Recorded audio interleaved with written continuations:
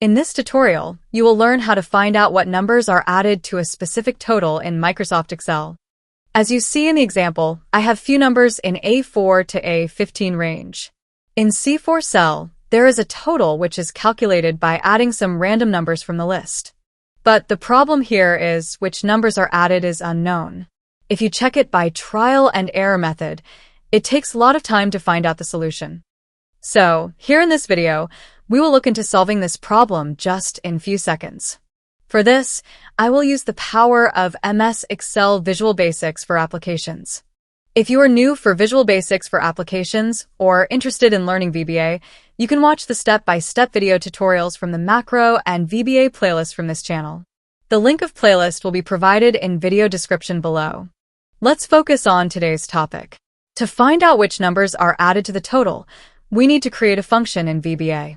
To create a function, we need to write a VBA code, which I have here in this Notepad document. You can get this code from the link provided in video description below. Simply copy this code and paste in the Module section of VBA.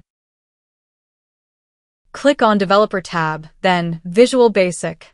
In VBA window, click on Insert tab, then Module. In Module section, paste the copied code. Close the VBA window.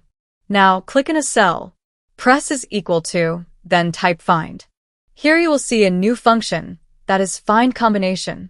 Double-click on the function. Select the number range that is A4 to A15. Put a comma. Then click on the target number, which is calculated by adding few unknown numbers from the list. Close parentheses and hit enter. Here you see the numbers which are added to this total are given. So, this is how we can quickly find out which numbers are added up to a total in Excel. Thank you so much for watching this video.